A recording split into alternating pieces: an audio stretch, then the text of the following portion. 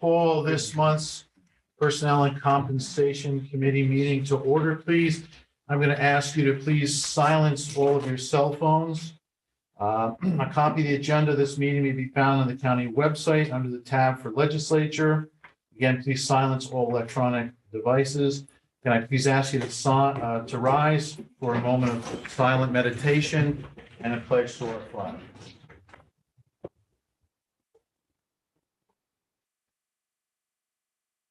I pledge allegiance to the flag of the United States of America and to the republic for which it stands, one nation, under God, indivisible, with liberty and justice for all. Great, thank you. Okay, we got a busy afternoon here today, and it is Friday. Happy Friday to everyone. First up is our county executive, Stephen Newhouse. And I'm sorry, I'm going too fast here. Kelly, can I have roll call, please? Here. Rasha? Here. Fagion? Here. Wilhelm? Present. Menuda? Here. O'Donnell? Here. Paduk? Here. Sexton? Here. Okay. Steve Newhouse, our county executive, resolution confirming the appointment by the county executive of Samantha Swakata as Commissioner of the Department of General Services, legislative request number 314. Motion and a second, please. Second. Brescia and Paduk. The floor is yours, ladies. Good afternoon, everybody. Alicia D'Amico, Director of Operations from the County Executive's Office. So with me today, I have Mrs. Samantha Swakata. I'd like to just quickly give you my little bit of insight in a nutshell. Sam, for me, first of all, we have an extremely smart, experienced, dedicated civil service worker here. She's been with the county for over 16 years. She started with Valley View and was there in the supervisory role for accounting for almost 5 years. And then in December 2011, she joined Department of General Services and is there to this day. She will be starting her 12th year this year. Sam has risen through the ranks, and she's definitely become a very well-respected leader among her peers. She is really, truly a go-to resource in Orange County for operations. I personally have worked with Sam for 4 years, and I have the utmost respect for her personally and professionally, as well as the county exec's office, that we, without any reservation, present to this committee its recommendation to appoint Samantha Swakata as the Commissioner of General Services. Okay, thank you. Any questions? Seeing none, all in favor? Aye. Anyone opposed? Congratulations. Good luck with everything. Thank you Thank so you. much. I look forward to working with all of you. I know it was Jim's favorite, but I'm glad I'm in front of you now. Thank you, everyone. Okay. Thank you. Next up is Langdon Chapman, our Commissioner of Human Resources. Request a waiver of examination application fees for the recruitment of Orange County government employees and positions which are graded CSEA grade 3 and up, to include grade 9 until December 31st, 2025, at which time the existing fee will be reinstated. Legislative request number 308. Do I have a motion and a second? Tom Fagione, second by Legislator Lujan.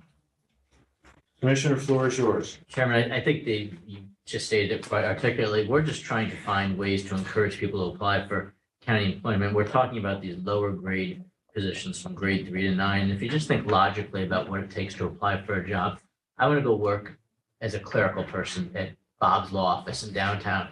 I walk in, I give Bob my resume. Bob hires me, Bob doesn't hire me, and that's that.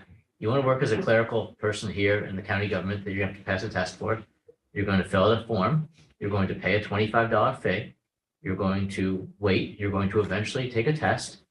And 4 to 6 months later, the state will grade that test and you'll know whether you get to keep your job. And it's just one of these things where we're competing for the same exact workforce, particularly for these lower paying jobs. We're just trying to make it a little bit more encouraging for people to apply. That makes sense. I know this has happened to me. I don't know about other legislators, but probably about a year ago, there was an individual who had applied for a custodial position at Monroe Woodbury High School and didn't pay the fee, $25, because he didn't have it, and therefore he wasn't processed. So I think it's a very reasonable ask. We're trying to fill positions, so I support it 100%. And it's not just, these aren't just county positions, these are local government positions as well. 'cause we Yeah, process tons of- yeah. Any questions for the commissioner? Legislator That's a Brescia. question. I support John Design, go for it, but what kind of revenue are we gonna lose? We did our best estimate, Mr. Brescia, and we thought between $13,000 and $20,000, I believe. $15,000 and $20,000, and that's annually, I'll say. It's nothing. Legislator Benson. So the person's still gonna need to take a test if they have to take a test. They're still gonna need to. Okay. It's just one more way. We're trying to figure out a way to encourage people to come in the door. And if you're, if you're a very low income person, it might be something that serves as an impediment. There are waivers, fee waivers, but you gotta know to apply for them. You gotta ask for them. Legislator O'Donnell, go ahead.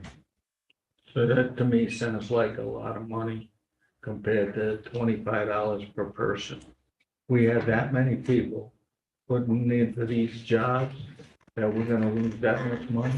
We have a lot of, well, it's not just, that's why I said legislator, it's not just county jobs, there's local government jobs too, because Orange County HR processes the vast majority of applications for municipalities and for school districts. So there's a lot of jobs out there and there's a lot of people apply. And we came up with a high-end number, by the way. So that's like 6,000, is that right?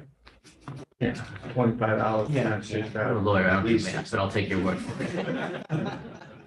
That's 6,000 applications in a year is, to me, pretty high up there. Just for point of fact, when we announce an examination, there can be one applicant who applies for multiple exams that are held on that day. So potentially you could be Same a, person could take 5 different tests. yeah, and that's, Okay, so I'm hitting you up for $75 to sit for one written Right. exam.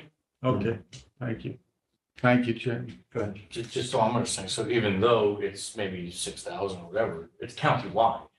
Every municipality in the county that the county government process. Yes, sir. Still a lot of applicants for 1 year, 6,000 people. I gave you the high end. I wasn't gonna give you the low end. I gave you the high end. I get it. Thank you. Anyone else? Legislator Levon, go ahead. Thank you, Mr. Chairman. For years, we've always talked about the different ways that we can attract more people. We're seeing it in small businesses, we're seeing in county government, how challenging it be to hire people. I applaud you for finding different ways to attract more people, more individuals to the workforce. And the fact that we're going for low to high end paying jobs, I think that's really important. This is definitely going to help a lot of community members who don't have the means.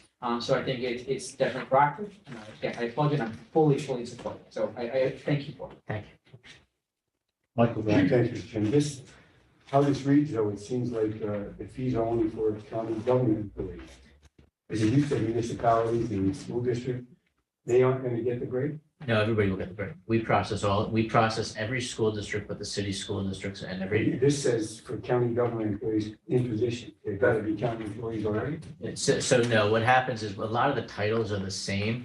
So you might have like an administrative assistant in Orange County government, the same exact title exists. So the person doesn't apply to be administrative assistant in Monroe Woodbury School District. They apply to be administrative assistant. So it's going to take in the titles of the positions that are both school positions, town positions, and county positions. Now, if you have a school position that doesn't exist in the county, it's not going to take them in. Right. But we're trying to take in all the positions that apply to us, and there's going to be a lot of that overlap between those towns. Thank you. Okay, anyone else? Very good. All in favor? Anyone opposed? Okay, all set. Mr. Chairman, I'll just say one other thing. With all due respect to Ms. Swikata, if you have worked in Orange County government and you've lived under a contract in Orange County government, you've been appointed a manager in Orange County government for the last 33 years. Donna McCary's been part of that process. Wow. And she's leaving us next month, and I think this is probably her last PLC meeting. Donna, thank you very much. Thank you. My pleasure. Okay. Yes, I am. Thank you. Good to be Yep, it's my Think about that. pleasure. Every labor contract Yeah. for 33 years, you Wow. gotta think about the significance of that. We're going to use it. We appreciate that. Sorely Yep, missed, it's my yeah, pleasure. big asset to the It's a county. privilege. Thank Wow. you. Thank you, good luck with Best of luck to everything. all of you as well. Thank you. Okay, Thank you. Thank you okay, all. thanks again. Good luck, Donna. Thank you. Okay, next up is Brendan Casey, our Commissioner of Emergency Services. We have a request to, Commissioner, come on up, I'm sorry. There's a request to create one per diem CPR instructor, one salary $35 per hour, and one CPR instructor, two salary $42 an hour. These positions will be funded 100% by county taxation. Legislative request number 305, motion and second, please. Second. Menuda and Brescia. This passed through E&E yesterday, just so you know, and I'll let the commissioner explain it You find both. These positions are in response to the county executive's initiative to offer CPR training to all the citizens of Orange County. So we sent a flyer out to every house in the county. We got a lot of responses on it. And we need people to do the training. We have some critical care instructors that we employ that try to do our EMT training, but they make a lot more than just a CPR trainer. So the CPR 1 that just does CPR, CPR 2 will be able to do stop the bleeding, first aid, next level up. So they're per diem, they're not permanent employees, and it gives us the flexibility to teach these classes as they come up and go out and do them around the county. So they're as needed. Yeah, we have a list of people that want them, some groups, and we do what we can, but it was, the initiative was announced and now we're playing catch up. Great. Questions? Mr. Padu, go ahead. Thank you, Mr. Chairman. There's no fee? No. Good. Did he answer your Yes, question? you did. Thank you. Anyone else? Okay, seeing none, all in favor? Aye. Anyone opposed? Commissioner, real quick, our position that we filled regarding security, any updates on that? I know it's been filled. Yeah, she's down there working. She has to go to Albany for some training because she works it's really in a state-run CAC down there. So, but she's produced some sample reports and I think it's going to be good. It's well received, and we just had a lot of the school personnel in this week. We did a family reunification training seminar.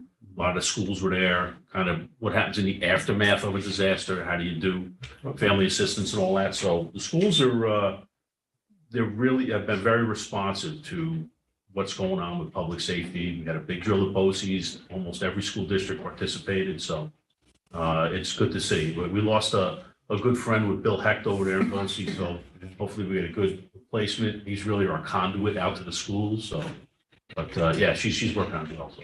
Good. Maybe we'll have her come in and give an update at some point. Sure. Yep. Great. Thank you. Have a great weekend. Yeah, look into that other, if you would, for me, please. Yeah, I'll call the town. All right. Okay, next up is Tim Davidian, our director for the probation department. There's a request to create one systems integration manager, management grade 23. Position will be funded through the Criminal Justice Discovery Reform Grant. The position to be created with the stipulation that the position will automatically be abolished upon the cancellation of the grant funding. Legislative request number 302, a motion and a second, please. So moved. Second. Okay, Director, the floor is yours. Thank you, Mr. Chairman. This also went through E&E after that. It did, and yesterday, District Attorney Hoovler did most of my lifting for me, and I appreciate that for him. Public safety. I'm sorry, public safety. Sorry, public safety. Sorry. The district attorney approached me because of the high volume of data and a high volume of information shared back and forth throughout the county, district attorney's office, sheriff's office, emergency services, and said, we really need to get a good handle on managing all this data and making the process a lot more seamless than it currently is. He said, I think systems integration managers in the DA's office and in probation would be well. I thanked him very much for that, because right now we kind of hodgepodge it together. We have a principal clerk who does some of it. We have an associate clerk who does some of it. And we have probation officers who do some of it. So this will put all that information gathering and sorting under systems integration manager. It also help us, better interface with the state through e-justice and each when it comes online. So I think it'll be a great benefit to the agency. Any questions? Okay, seeing none, all in favor? Aye. Anyone opposed? Okay, so you're all set. Thank you. Have a great weekend. Okay, number 5, Dan Castricone, our risk manager, sorry, Dan. Request to create the position of Deputy Risk Management Officer, Management Grade 24, to assist and support the risk management officer in all aspects of the department's operations. Legislative request number 313. Can I have a motion and a second? I'll make that motion. Okay, Jones and Anuda. Okay. Floor is yours. Thank you. Good afternoon, everyone. You've seen this request before as we went through the budget process. It was approved at that point and through the county executive, and it's in the budget at this point. What we're trying to do is to create a deputy risk management officer to back me up and to backfill the positions inside of the department. If you think of my department like a pizza, there's a slice there that's employee benefits. There's a slice that's safety. There's a slice that's the fiscal tech that's going to be numbers back to the various departments. There's a slice that's insurance. There's the slice that's reviewing all the contracts. So I'm pretty much handling all of it. I review about 1,500 contracts a year. I sign off on each one of those. Plus I handle all of the insurance stuff. We've had a lot of turnover in the department, and we've got a lot of senior people. So I'm looking for backup for what I do, be able to backfill the various spots in the department, and for succession. I think that it makes a lot of sense for us to have a deputy risk management officer. Any questions? I would think we would have had a much larger pizza if he was looking for. There's only six There was pieces, only yeah. 6 slices. It's Friday, it's pizza day, okay? I eat 2 or 3. Pretty large slices? Sicilian. Right. Just a small observation. All right. All in favor? Anyone opposed? Okay, Dan, thanks. You're all set. Great weekend. Yeah. Okay, Roman numeral 6, Dr. Christine Young, President, Orange County Community College, and Mr. Paul Martland, Vice President, Administration and Finance from the college. We have 2 requests. The first one is a request to create 5 building maintenance workers, grade 8, to perform a variety of tasks in connection with the maintenance and repair of the college facilities, grounds, and equipment. Legislative request number 304. Do I have a motion and a second? Second. Okay, should I read the, well, I'll get the other one in a second. Okay. Good afternoon. Good afternoon, happy See New you. Year. Good to Happy see New Year. Want bigger pizza? They got it's so hot. I'm like, all right, come in. Yeah. No, thank you. I'll turn this over The very, floor is yours. very quickly to Paul to detail these requests. For my part, what I will say that these are not additions to staff, but creating these positions proactively to anticipate it when we have vacancies to fill in the future to better reflect the institution we are today and the students we serve now. So I'm let Paul detail why these are important to us. Yeah, and the first one, it's creating 5 positions with the same title of building maintenance worker. And this would ultimately, these positions would replace existing positions that are trade specific. So, we might have a carpenter, we might have a painter, we might have a plumber or whatever. And the job descriptions for those trades are somewhat restrictive. Versus this position is sort of a utility infielder type position that has the ability to do minor work in many areas. And particularly, it will improve efficiency generally, but particularly where we have 2 campuses and we have to move our maintenance people around. Not having to send multiple people to do one task at the Newburgh campus, for example, will be definitely an improvement of efficiency. So we have people in the existing titles that are, getting closer to retirement as they go. Instead of replacing the trade position, we would replace with one of these, and we would, at that point, eliminate the older job title. So there's no net increase at any one time. It's just we'll have these on the books for now. So this is in a sense creating where someone can say, it's not my job, it's not on my description. It reduces that. Yeah, and once those people retire, that old title is abolished. Correct. Okay. Any questions? Yes, Legislator Duca. Thank you, Mr. Chairman. These new positions, there's like a plumber that says, no, I can't do electric. You're talking about having somebody replace them that can do a lot of different things in a lot of ways, and that's the same grade? I don't know if it's the same grade, to be honest with you. That's a question I think to look at.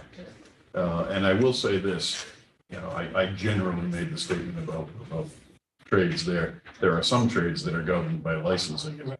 And obviously we can't fiddle with that, but where we have the ability to do the minor work within the trade, a generalist can do it. Right, so these 5 positions are already funded in your budget? As I said, there's nobody, we wouldn't be putting anybody in. If with the ones that exist are the ones that are funded, and as they go out, we'll replace it with this. So there could be a difference if you don't know what grade. It could be a slight increase, but not budget significant. Langdon has an answer. Maintenance plumber is a grade 8, for example. Okay, Same grade. Okay, so there's. thank you. All right, thank you so much. I mean, it seems to make sense to just cover greater ground now. Go ahead. So with that, you mentioned licensing. So I know we have a campus in the city of Newburgh, plumbers have to be licensed in the city of Newburgh. We have electrical license in the county, so I would assume positions, those two particular trade Would positions. staff remain.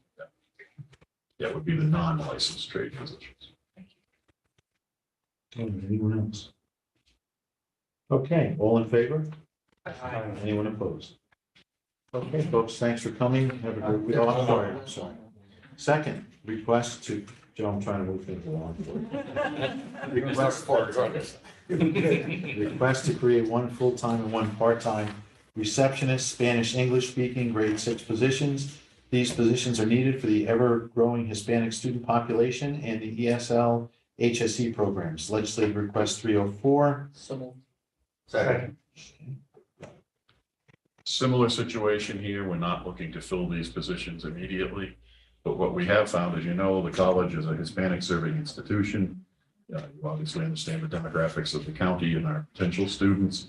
And we have a robust non-credit ESL program, but we don't have a large number of bilingual staff members. And most of the job descriptions bilingual can be preferred, that's the name word I'm thinking of, but not required. But this particular job description can require the multilingual capability. So we thought having these jobs on the roster would be helpful. And again, as a vacancy occurs, it's the exact same situation as the previous one. As a vacancy occurs, we would fill it with this one to give us more flexibility. Okay. Questions? Joe, go ahead.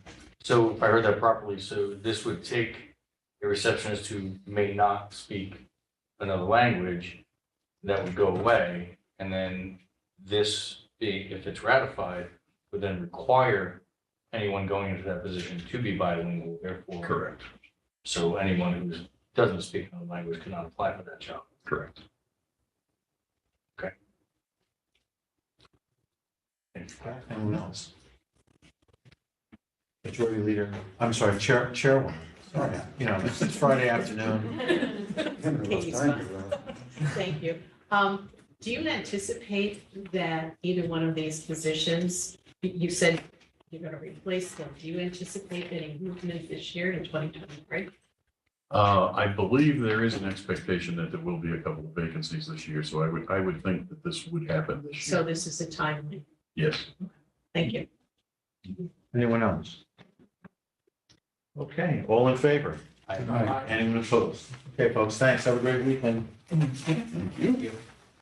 Okay, stretch your legs, 6 minutes. I need a motion to adjourn, please.